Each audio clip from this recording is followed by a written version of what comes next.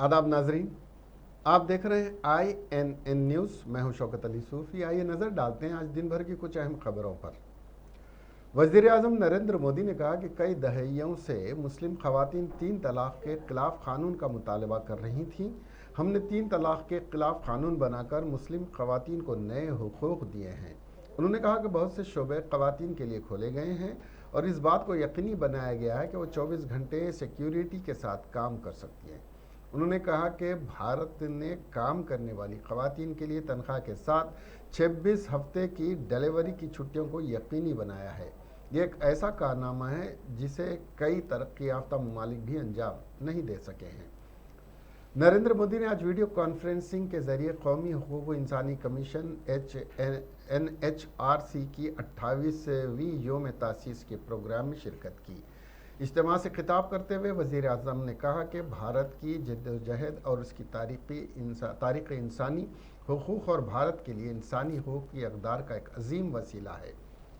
उन्होंने कहा कि एक मुल्क के तौर पर, एक समाज के तौर पर हमने नाइंसाफ़ी, ज़ुल्म और ज़्यादती के ख़िलाफ़ मज़ाहमत की और हमने सदियों तक अपने हुकूक़ के लिए लड़ाई लड़ी है। वज़ीर आज़म नरेंद्र मोदी ने कहा कि इंसानी हुकूक़ का तसव्वुर गरीबों के वक़ार से ताल्लुक़ रखता है। ये करीबी ताल्लुक़ रखता है। उन्होंने कहा कि जब गरीब से गरीब तर शख्स को हुकूमत की स्कीमों में बराबर की हिस्सेदारी नहीं मिलती, उस वक्त हुकूक़ का सवाल उठता है। वज़ीर आज़म ने गरीबों के वक़ार को यकीनी बनाने के लिए हुकूमत की कोशिशों का जिक्र किया। उन्होंने कहा कि जब एक शख्स तो खुले में रफ़े हाजत से आज़ादी के हुसूल के बैतुल खला हासिल होता है तो उसे वक़ार हासिल होता है। उन्होंने कहा,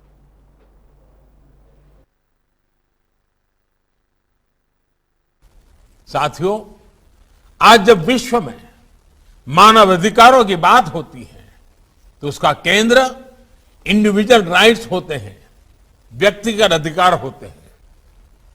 ये होना भी चाहिए, क्योंकि व्यक्ति से ही समाज का निर्माण होता है और समाज से ही राष्ट्र बनते हैं। लेकिन भारत और भारत की परंपरा ने सदियों से इस विचार को एक नई ऊंचाई दी है। हमारे यहां सदियों से शास्त्रों में बार बार इस बात का जिक्र किया जाता है, आत्मनः प्रतिकूलानि परेशान न समाचारेत, यानी जो अपने लिए प्रतिकूल हो वो व्यवहार दूसरे किसी भी व्यक्ति के साथ न करें। इसका अर्थ यही है कि मानव अधिकार केवल अधिकारों से नहीं जुड़ा, बल्कि ये हमारे कर्तव्यों का विषय भी है। हम अपने साथ साथ दूसरों के भी अधिकारों की चिंता करें, दूसरों के अधिकारों को अपना कर्तव्य बनाएं। हम हर मानव के साथ समभाव और ममभाव रखें। जब समाज में ये सहजता आ जाती है तो मानव अधिकार हमारे समाज का जीवन मूल्य बन जाता है। अधिकार और कर्तव्य ये दो ऐसी पटरियां हैं जिन पर मानव विकास और मानव गरिमा की यात्रा आगे बढ़ती है। अधिकार जितना आवश्यक है, कर्तव्य भी उतने ही आवश्यक है। अधिकार और कर्तव्य की बात अलग अलग नहीं होनी चाहिए, एक साथ ही की जानी चाहिए। ये हम सभी का अनुभव है कि हम जितना कर्तव्य पर बल देते हैं उतना ही अधिकार सुनिश्चित होता है। इसलिए प्रत्येक भारतवासी अपने अधिकारों के प्रति सजग रहने के साथ ही अपने कर्तव्यों को उतनी ही गंभीरता से निभाएं। इसके लिए भी हम सब ने मिलकर के निरंतर प्रयास करना पड़ेगा, निरंतर प्रेरित करते रहना होगा। Indian drugs and control general ने मंगल के रोज हिंदुस्तान में तैयार कोविड टीके की कोवैक्सीन को 2 से 18 साल की उम्र के बच्चों को लगाने की मंजूरी दे दी है। ये मंजूरी हंगामी इस्तेमाल के लिए दी गई है और तवक्को है कि उसका इस्तेमाल रवां माह के आखिर तक शुरू हो जाएगा। इंडिया बायोटेक की तैयार करदा कोवैक्सीन के सितंबर में बच्चों पर 3 ट्रायल मुकम्मल हो चुके हैं। उनसे मुतालिक तफसीली रिपोर्ट रवां माह के शुरू में drugs and control general of India को सौंप दी गई थी। ज़राए के मुताबिक तफसीली मुताले के बाद मुतालिका कमेटी ने 2 साल से ज़ायद उम्र के बच्चों के लिए वैक्सीन की मंजूरी का फैसला किया। बच्चों को यह वैक्सीन 2 खुराकों में 20 दिन के वक्फे से दी जाएगी। अमेरिका समेत कई ममालिक में बच्चों को कोरोना वायरस का वैक्सीन देने का अमल शुरू कर दिया गया है। ताहम हिंदुस्तान में इस सिलसिले में अब फैसला किया गया है। जॉनसन एंड जॉनसन कंपनी को बच्चों को टीका देने की मुल्क में इजाज़त दी गई है। नायब सदर जमहूरिया हिंद वेंकैया नायडू ने मंगल को एक जामे, मसावी और हम आहंग माशरे के क़याम की अपील करते हुए कहा कि अपोजिशन का एहतजाज खूबसूरत और पुरवकार और बामाने मुस्बित होना चाहिए। समाजी राब्ते की वेबसाइट फेसबुक पर सोशलिस्ट लीडर और मुजाहिद आज़ादी डॉक्टर राम मनोहर लोहिया की बरसी के मौके पर लिखे गए एक मजमून में मिस्टर नायडू ने कहा कि जमहूरियत में अपोजिशन का किरदार सिर्फ एहतजाज तक महदूद नहीं होता, बल्कि हुकूमत की रहनुमाई भी करना होता है। अपोजिशन का एहतजाज बामाने और मुस्बित होना चाहिए। उन्होंने कहा कि आज़ादी के इस 75वें साल में आइए हम सब ये उहद करें कि डॉक्टर राम मनोहर लोहिया के दिखाए गए नज़रियात पर अमल करते हुए हम एक जामे, मसावी और हम आहंग माशरे की तामीर के लिए कोशिश करेंगे। डॉक्टर लोहिया की ज़िंदगी के बारे में तफसील से जिक्र करते हुए मिस्टर नायडू ने कहा, जैसा कि हम अपनी आज़ादी की 75 साल मना रहे हैं, आइए उन शख्सियात की कुर्बानियों को सलाम करें जिन्होंने ये आज़ादी हमें विरासत में दी है। ये वो लोग थे जिन्होंने हमारे कौमी इक़दार की तश्कील की, जिस पर हमारा आइन कायम है। मिस्टर नायडू ने डॉक्टर लोहिया के अक़वाल का हवाला देते हुए कहा कि पार्लियामेंट मुल्क की तवक्कुआत और उम्मीदों का आईना है। उन्होंने कहा कि जमहूरियत में हुकूमत और अवाम की ज़बान एक जैसी होनी चाहिए। उन्होंने कहा कि मैं खुद ऐवान में अरकान को अपनी मादरी ज़बान में बात करने की तरगीब देता रहा हूँ। ऐवान बाला राज्यसभा में इसके लिए मुनासिब इंतज़ामात भी किए गए हैं। चीफ मिनिस्टर के चंद्रशेखर राव ने फिराक दिली का मुजाहरा करते हुए वनपर्ती से ताल्लुक़ रखने वाली एक लड़की के इलाज व मालिजे के लिए 25 लाख रुपए की इमदाद दी। शिवानी नाम की लड़की पैरोक्सिस्मल नक्चुरल हेमोग्लोबिनूरिया के नाम की बीमारी में मुब्तला है। उसकी इस बीमारी से घर वालों ने रियासती वजीर ज़राअत सिंगी रेड्डी निरंजन रेड्डी केल में ये बात लाई और बताया कि इसका बोन मैरो ट्रांसप्लांटेशन करने के लिए 30 लाख रुपए का खर्च आएगा और इसके बाद वो ज़िंदा रह सकती है। शिवानी का ख़ानदान 20 साल से वनपर्ती से हिजरत करके हैदराबाद के पीरजादा गुड़े में आबाद हुआ। इन हक़ाइक़ को जानने के बाद सिंगी रेड्डी निरंजन रेड्डी ने टैक्सी ड्राइवर बाल रेड्डी के हालात से चीफ मिनिस्टर के चंद्रशेखर राव को वाकिफ़ करवाया और कहा कि MBBS में सीट मिलने के बावजूद वो बीमारी की वजह से पढ़ने से हासिल है। चीफ मिनिस्टर ने शिवानी की बीमारी के मुताल्लिक़ सुनने के बाद 25 लाख रुपए की इमदाद जारी की। चुनाचे वजीर ज़राअत सिंगी रेड्डी निरंजन रेड्डी ने LOC का चेक शिवानी के वालिद बाल रेड्डी को उनकी रिहाइशगाह पर जाकर दिया। शिवानी के अफराद ख़ानदान ने चीफ मिनिस्टर और वजीर ज़राअत सिंगी रेड्डी निरंजन रेड्डी का शुक्रिया अदा किया। यह नायाब इलाज सिर्फ हैदराबाद कॉन्टिनेंटल अस्पताल में दस्तयाब है।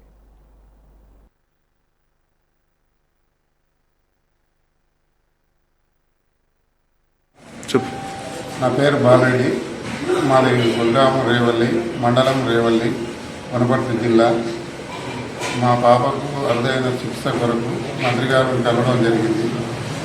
ఆయన మాకు కొంత సాయం చేసినాడు హాస్పిటల్ నుంచి ఖర్చుల కొరకు. ఎంత మా రెడ్డి వాళ్ళు అందరం ఉన్నాము ఇక్కడ. 25 లక్షల ఆర్థిక సాయం చేసినాడు మా మంత్రి గారు. సీఎం రిలీఫ్ ఫండ్ బోన్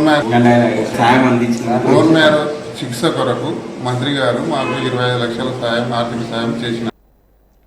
वजीर बरखी जगदीश रेड्डी ने अपनी क़ियामगाह पर मीडिया से बात करते हुए दावा किया है कि रियासत भर में 1 मिनट भी बरखी कटौती नहीं की जा रही है और न ही मुस्तकबिल में बरखी कटौती करने का हुकूमत के पास कोई मंसूबा है। आइंदा भी 24 घंटे बरखी सरबराह की जाती रहेगी।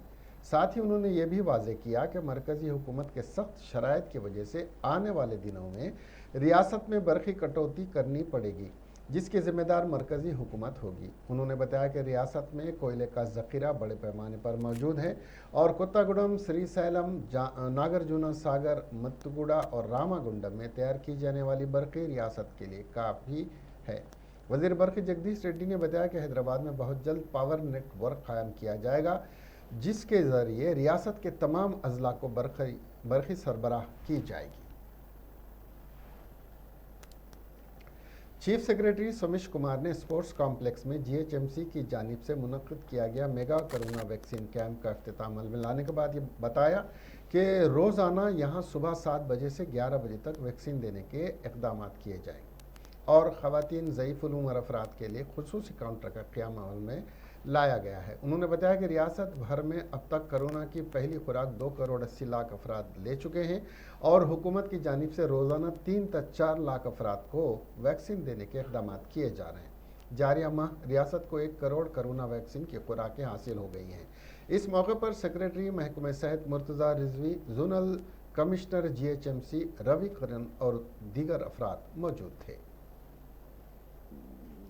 टीआरएस रुकन असम्बली बालका सुमन और बी राजू ने मीडिया से बात करते हुए साबिक वजीर और बीजेपी उम्मीदवार इट्टला राजेंद्र पर तनकीद करते हुए इल्ज़ाम आयद किया कि वो और बीजेपी कायदीन टीआरएस के खिलाफ साजिशें करना शुरू कर दिए हैं।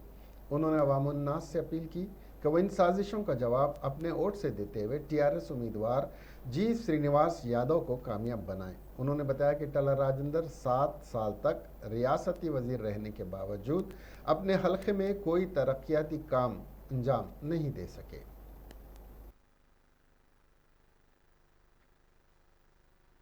ఇదే కాకుండా ఈ మధ్య పదే పదే ఈటల రాజేందర్ మాట్లాడుతున్నాడు, అభ్యర్థిగా ఎన్నికల్లో పోటీ చేస్తున్నాడు, గతంలో రాష్ట్ర మంత్రిగా పనిచేసిన 6 సార్లు ఎమ్మెల్యే.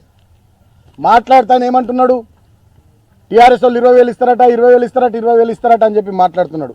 పైసలు వంచుతున్నది ఈయన, మందు వంచుతున్నది ఈయన, గోడ గడియారాలు, కుంకుమ బర్ణలు, కుట్టు మిషన్లు, గ్రైండర్లు, వివో సెల్ ఫోన్లు వంచింది ఈయన, గొర్రెపోతులు, మేకపోతులు, గొడుగులు, మందు బాటిళ్ళు వంచింది ఈయన. ఇవాళ ఊరుకు పోయి అందరికి తాగిపిచ్చి అందరి కార్యాలు ఖరాబ్ అయ్యేటట్టు చేస్తున్నది ఈయన. అటువంటి ఈయన మళ్ళీ టీఆర్ఎస్ పార్టీ మీద ఇదొక అబద్ధం, 20,000 ఇస్తారట, 20,000 ఇస్తారట. ఇచ్చేది ఈయననే. 100,000 కోట్లు అక్రమంగా సంపాదించుకున్నటువంటి ఆస్తులు ఇప్పుడు ఇక్కడ ఖర్చు పెడతా ఉన్నాడు. ప్రజలంతా ఆశ్చర్యపోతున్నారు, అసలు ఎన్నడూ గిన్ని ఖర్చు పెట్టకపోతుండే ఈయన ఇవాళ పూనకం పూనినట్టు, పూనకం వచ్చినట్టు ఈ రకంగా ఖర్చు పెడుతున్నాడు అని చెప్పి ప్రజలంతా ఆశ్చర్యపోతున్నారు. ఇట్లా అబద్ధాలన్నింటినీ కూడా ఒక పద్ధతి ప్రకారం ప్రచారం చేయడం ద్వారా సానుభూతితో 4 ఓట్లు సంపాదించాలనేటటువంటి చిల్లర ప్రయత్నం చేస్తున్నారు భారతీయ జనతా పార్టీ నాయకులు. కాబట్టి దీన్ని హుజురాబాద్ నియోజకవర్గ ప్రజలు అర్థం చేసుకోవాలి, అప్రమత్తంగా ఉండాలి. రాబోయే రోజుల్లో పోలింగ్ సమయం దగ్గర పడుతున్న కొద్ది ఇంకా చాలా కుట్రలు చేస్తారు వీళ్ళు. నేను మళ్ళీ చెప్తా ఉన్నా, ఇంకా చాలా కుట్రలు చేస్తారు. వీళ్ళ మీద వీళ్ళే రాళ్ళు వేయించుకుంటారు, వీళ్ళ బండ్ల మీద వీళ్ళే దాడులు చేయించుకుంటారు, వీళ్ళే బట్టలు దింపుకొని టీఆర్ఎస్ వాళ్ళు మా మీద దాడి చేసిరంటారు, వీళ్ళ మీద వీళ్ళే దాడులు చేయించుకొని కట్లు కట్టుకొని టీఆర్ఎస్ వాళ్ళు దాడులు చేసిరంటారు. రేపు సమయం సందర్భం వస్తే సభ పెట్టుకొని భార్య భర్తలు ఇద్దరు మోకాళ్ళ మీద స్టేజ్ మీద కూర్చొని కొంగు జాపి ఓట్లు అడిగే ప్రయత్నాల్లో కూడా వీళ్ళు ఉన్నారని మాకు తెలుస్తూ ఉంది. ఇట్లా రకరకాల ప్రయత్నాలు, చిల్లర వేషాలు, స్థాయి తగ్గి దుర్మార్గంగా ఎలాగైనా 4 ఓట్లు సంపాదించాలనేటటువంటి ప్రయత్నాల్లో ఈటల రాజేందర్ బీజేపీ పార్టీ ఉండడం ఇవాళ చాలా దారుణం. హుజురాబాద్ నియోజకవర్గ ప్రజల్ని నేను కోరుతా ఉన్నా, అప్రమత్తంగా ఉండండి. గతంలో దుబ్బాకలో ఇదే రకంగా చేసి కట్లు కట్టుకొని సానుభూతి ఓట్లు పొందే ప్రయత్నం చేసిర్రు. గోషమహల్లో రాజాసింగ్ సేమ్ ఇదే పని చేసిండు. కరీంనగర్ పార్లమెంట్ స్థానానికి జరిగిన ఎన్నికల్లో బండి సంజయ్ సేమ్ ఇదే పని చేసిండు. ఇవాళ హుజురాబాద్ నియోజకవర్గంలో సేమ్ ఒకవైపు సానుభూతి డ్రామాలు ఆడుడు, ఇంకోవైపు మా అధికార పార్టీ మీద బురద జల్లేటటువంటి ప్రయత్నాలు. దాంట్లో భాగమే నిన్న ఉప్పల్లో జరిగినటువంటి సంఘటన అని చెప్పి నేను ఈ సందర్భంగా తెలియజేస్తా ఉన్నాను. ఇదే కాకుండా ఈ మధ్య పదే పదే ఈటల రాజేందర్ మాట్లాడుతున్నాడు, అభ్యర్థిగా ఎన్నికల్లో పోటీ చేస్తున్నాడు, గతంలో రాష్ట్ర మంత్రిగా పనిచేసిన 6 సార్లు ఎమ్మెల్యే. रियासती हुकूमत के स्पेशल सीएएस और एचएमडीए कमिश्नर अरविंद कुमार ने हैदराबाद के शहरियों से तजावीज़ तलब की हैं, जिसके तहत टैंक बंड की तरह चार मीनार पर भी हर इतवार को खुसूसी प्रोग्राम्स का इनकाद अमल में लाया जाएगा। अरविंद कुमार ने शहरियों के अलावा रुकन पार्लियामेंट हैदराबाद असदुद्दीन अवीसी से भी इन प्रोग्रामों के इनेकाद के सिलसिले में उनकी राय तलब की है। नाजरीन, 23 अगस्त को वजीर बल्दी नज़्म व नक्श KT रामाराव ने Hyderabad city police commissioner Anjani Kumar को हिदायत दी थी कि हर इतवार को टैंक बंड पर ट्रैफिक को रोक दें और मुतबादिल रास्ता इख्तियार करने के इंतजाम करें ताकि लोग टैंक बंड पर चहलकदमी करें और भरपूर तफरी का मजा ले सकें। जिसके बाद टैंक बंड पर सैर व तफरी के लिए अवाम का हुजूम बढ़ रहा है। चुनाचे उसी तर्ज पर चार मीनार के इलाके में भी टैंक बंड की तरह संडे फंडे के नाम से हफ्तेवारी तफरी सरगर्मियां होंगी।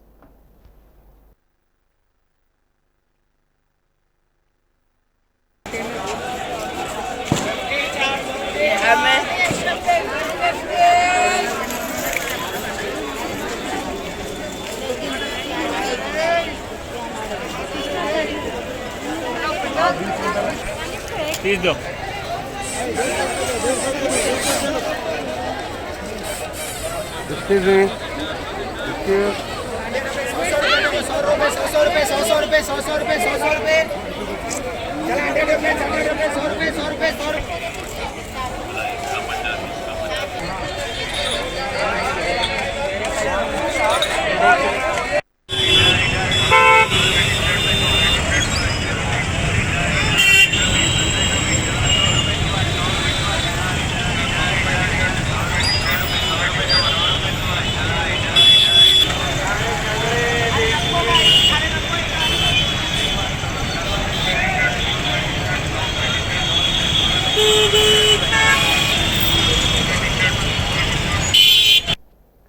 आसिफ नगर में एक शख्स 5 मंजिला इमारत से गिर गया जिससे उसकी मौके पर ही मौत वाक़ हो गई।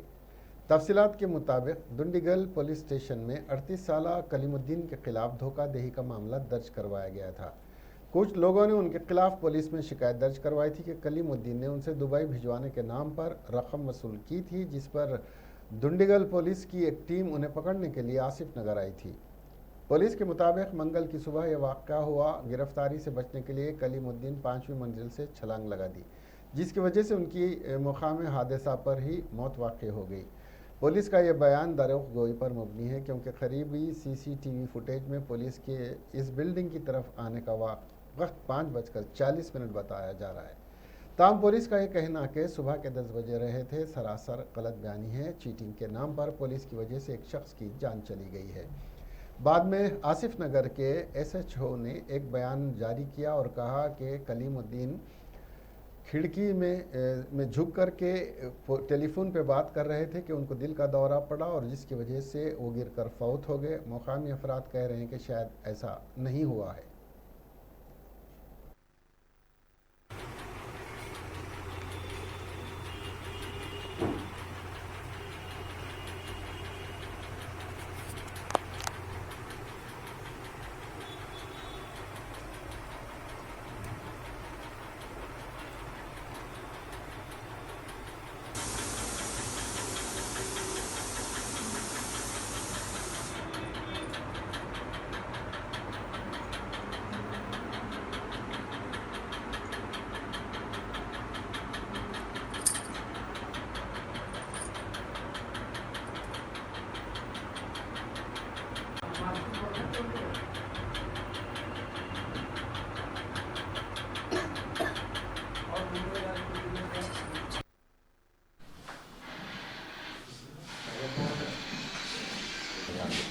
आज सुबह में 6 बजे के टाइम पे दुंडीगल पुलिस स्टेशन से 4 पुलिस वाले आए। एक कलीमुद्दीन नाम का आसिफ नगर में रहने वाला वेंकटमगन तोटा में KBN रेजिडेंसी में 5th फ्लोर में रहते, इसको पकड़ने के लिए आए। वो टाइम पे ये पुलिस वाले उस कलीमुद्दीन को अरेस्ट करने के लिए गए। वो टाइम पे उसका जो फैमिली मेम्बर्स ये लोग पुलिस वालों को अरेस्ट करने में ऑब्स्ट्रक्ट करे, तो फिर वो लोग पुलिस स्टेशन को असिस्टेंस के लिए आसिफ नगर पुलिस स्टेशन को आए।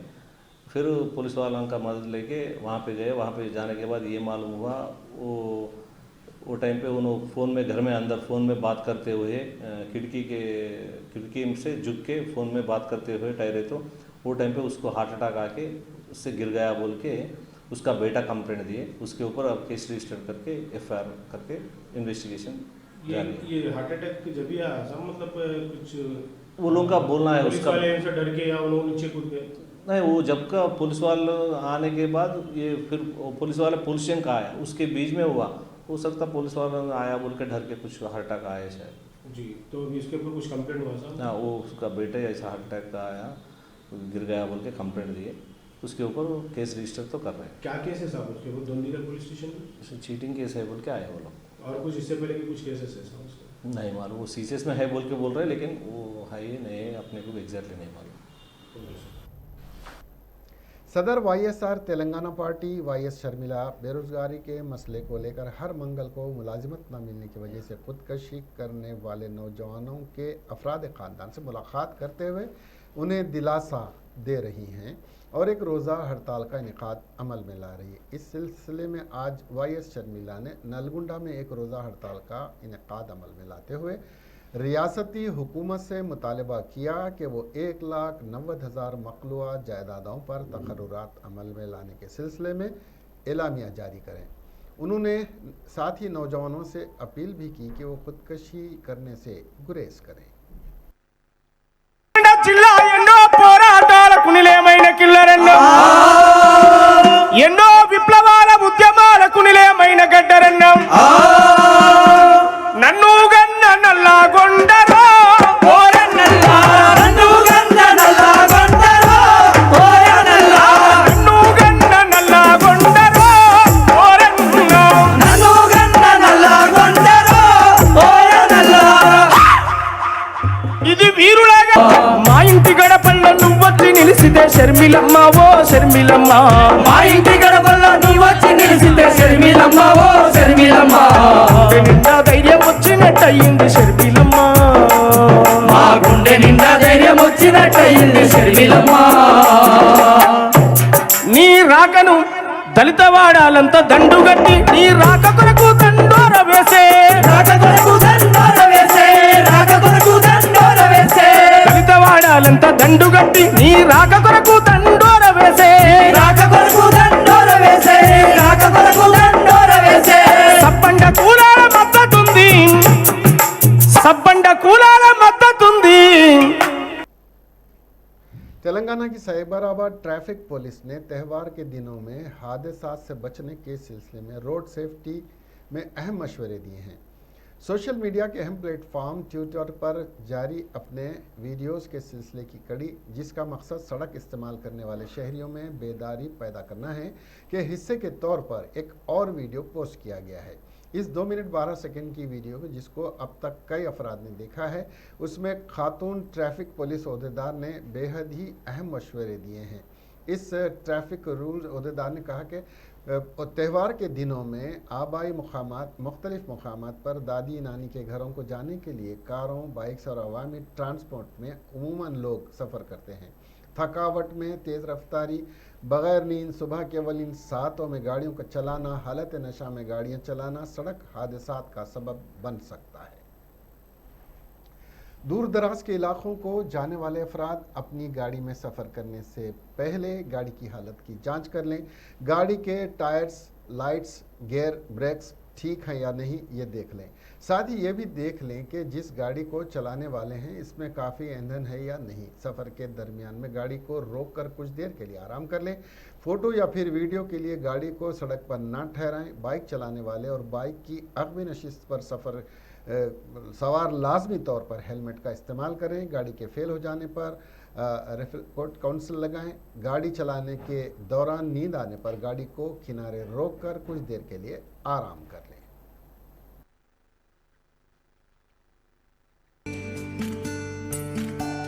తెల్లవారుజామున రాత్రి సమయాలలో ప్రయాణం మానుకోండి. మీరు ప్రయాణం చేసే వాహనాన్ని చెక్ చేసుకోండి.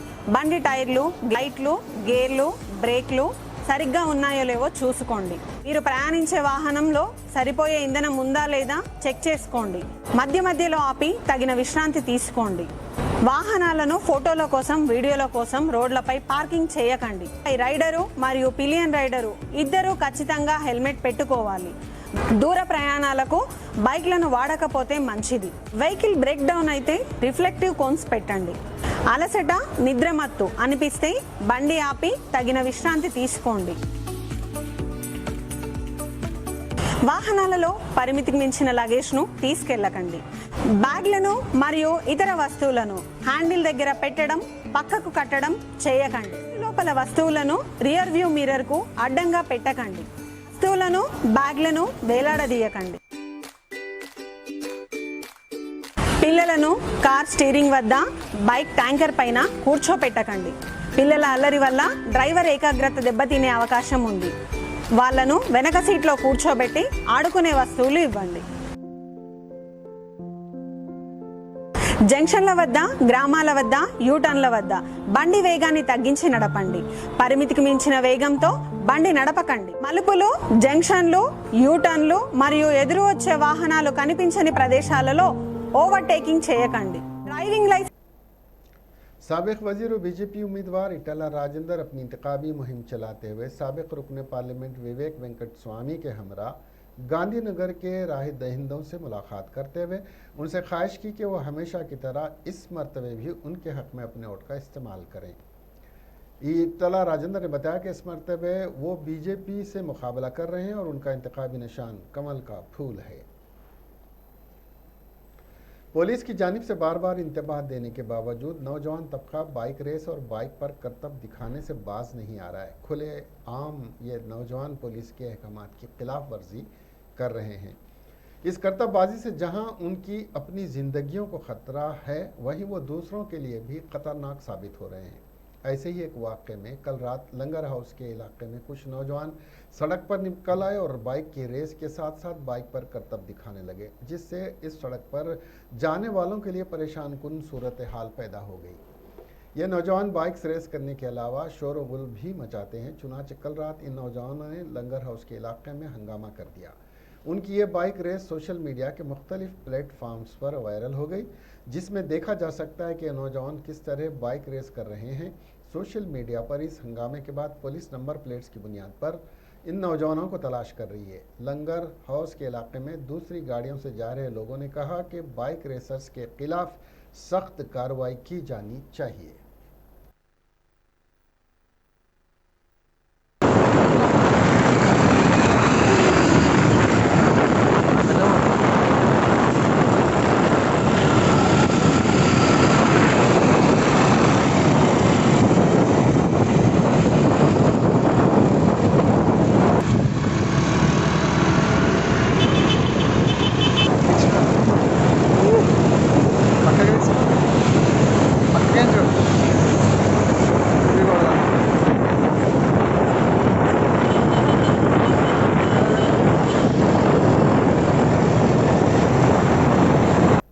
भारतीय जनता पार्टी की क़ायद विजय शांति ने टीआरएस हुकूमत पर तनकीद करते हुए कहा कि रियासती हुकूमत झूठे वादे करके आग के घेरे में आ गई है।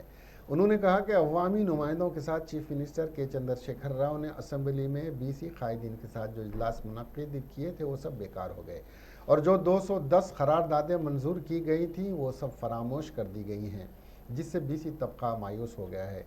अगर बीसी पॉलिसी अमल में आती तो उन्हें हर शोबे में फ़ायदे होते। 2018 में इंतखाबात जीतने के बाद उन सब करारदादों को बर्फदान की नज़र कर दिया गया है। विजय शांति ने कहा कि हुजूराबाद के ज़िमनी इंतखाबात में दलित वोट हासिल करने के लिए उनको मुख्तलिफ तरीक़ों से राग़िब करने की हुकूमत कोशिश कर रही है। माजी में दलितों को 3 व्हीलर देने के अलावा अम्बेडकर की 125वीं सालगिरह पर उनका 125 फीट का मुजस्सिमा भी नस्ब करने का वादा किया गया था, जो पूरा नहीं किया गया। और अब दलित बंधु स्कीम के ज़रिए दलितों को धोखा दिया जा रहा है। हुजूराबाद में बीजेपी उम्मीदवार इटला राजेंद्र को फतेह दिलाकर टीआरएस पार्टी की शिकस्त का हम जश्न मनाएंगे, उन्होंने कहा। पानी नहाने के दौरान एक शादीशुदा खातून का चोरी से वीडियो बनाने के बाद उस वीडियो को सोशल मीडिया पर वायरल करने की धमकी देकर 2 भाई उस खातून के साथ जिनसी ज़्यादती करके उसको ज़हनी और जिस्मानी अजियतें देते रहे। उनकी इस ब्लैकमेल से तंग आकर खातून ने पुलिस में उसकी शिकायत की। पुलिस ने दोनों भाइयों को गिरफ्तार कर लिया।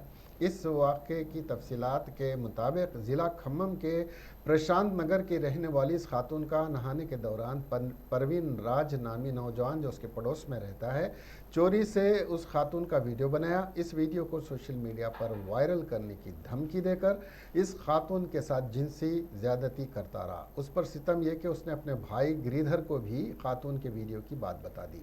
अब गिरिधर ने भी इस खातून को धमकी देकर उसके साथ जिनसी ज्यादती करने लगा। इस खातून ने इन लोगों के ब्लैकमेल और जिनसी ज्यादती से तंग आकर खानापुरम पुलिस में शिकायत दर्ज करवाई। पुलिस ने खातून की शिकायत पर दोनों भाइयों को गिरफ्तार कर लिया और दोनों मुलजिमीन के साथ तफ्तीश कर रही है।